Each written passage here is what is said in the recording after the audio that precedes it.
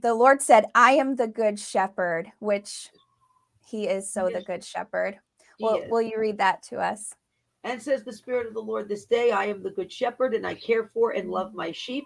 However, the destructive ones shall be gated in a corner where they cannot do such damage to the flock anymore.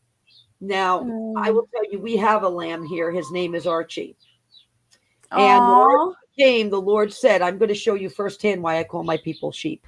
You're going to watch Archie and you're going to understand. And sheep within a flock, some of them can get very destructive and begin to chew on things and ingest things they shouldn't and lead other flock members to imitate and do the same. And they Wow. could, some of them can get way too territorial where they're constantly fighting with Mm. other sheep and causing confusion and problems within the flock, where then they have to be removed out of the flock for a Wow. period to order to bring peace back to the flock. That is really interesting that you have a sheep and that the Lord has showed all of this to you. And then Let me tell you, Archie came 3 days before Passover. I'm not kidding you. Someone, a Messianic Jewish family, he was lost as a little lamb, arrived on their property 3 days before Passover. I'm not kidding you. This is what happened. And then oh he was my sent to us. goodness. Yes. What a sign to them. Wow, that's incredible. Yes. Yep. It was actually my COO, Annie, her family, Aw. who this little lamb wandered, lost, made it through the backwoods of Georgia where there are wild boar and coyotes untouched, and ended up on their Aw. property 3 days before Passover. Wow. That Hmm. is such a cool story. That's amazing. And then you ended up They with this prayed little about it, sheep. and yep, when Archie got a little bigger, they said we have to send him somewhere, and they prayed about it, and they sent him up to us. Aw. Yeah. That's amazing. Well, Hmm. the Lord is our good shepherd, He is. and he's going to always lead us and guide us in the way we should go. And sometimes we do need to be put in a separate place, so the Lord can deal with us. And because of his mercy, he does that. His mercy is new every morning. And we're thankful to the Lord for his kindness and that he is our good shepherd. The next word you have is, I am calling you. Humble yourselves and align with me. Yes. Okay. And it says the Spirit. Okay. This Holy Spirit again. Pride has filled some of those who have been highest in leadership, and they have been waving off me. That's capitalized, all of it. They are coming too close to holding hands with the enemy. They refuse to admit the boxes they open that let serpents out in the open to afflict and bite those in this nation. And I, the Lord, say this day, all capitals here, I am calling you to humble yourselves and get back into alignment with me, the Lord your God. Surrender and stop wrestling with me about things you did that you thought were good under the counsel of those who never should have gone along and Mm. encouraged, as Ahab was encouraged in the name of pride. I, the Lord, am calling you to surrender and to cut those corrupt ties you have so held on to in the name of business and deals. For I am calling you, your shepherd is calling you, and I have gone out to look for the one who has lost their way amidst a brambled mess of politics and fraud and medical fraud and lies. For you, just listen to me and not your flesh and your pride. For the art of the deal is no match for the wisdom I, the Lord your God, can provide. You have wise spouses. He's talking to more than one here.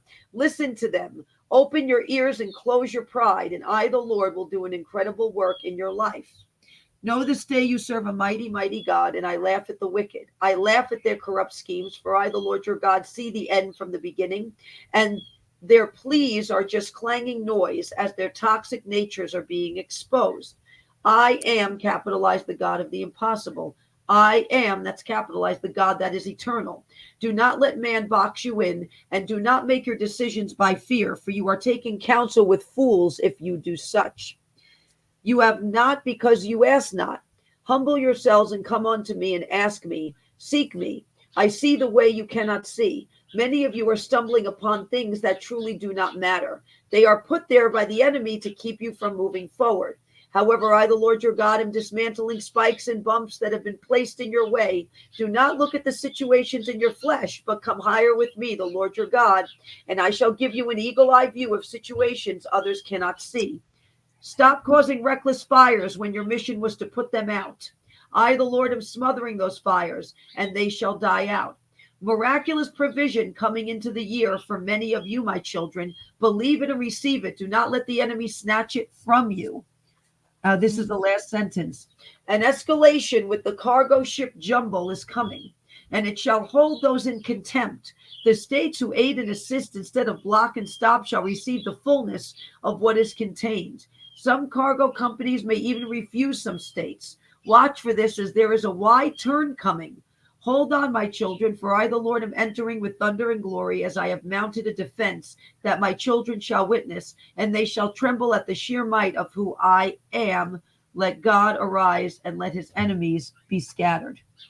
And the fear of the Lord's on that message all throughout that whole, I can feel it too. All throughout that whole entire message, it's the fear of God. And it's been a common throughout your other words that he's given you.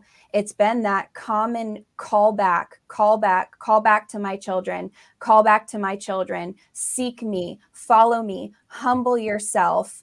It's throughout all of the words, it's been that. And it's the fear of God. And you shared all that you shared with us, your keys of how you just live with the Lord every day and follow the Lord. And one thing you said about waiting on God, and it's important for the whole body. It's not just for prophets, pastors, evangelists, teachers. It's not for that. It's for all the body to take time each day and wait upon the Lord. Humble yourself. He's obviously giving a very strong message through Amanda that we should be humbling ourselves and seeking him and stop getting distracted. That's what I'm getting, even personally for me. The Lord speaking to me this way too. Hey, don't be distracted. Seek my face, wait on me, humble yourself, and keep your eyes fixed on me.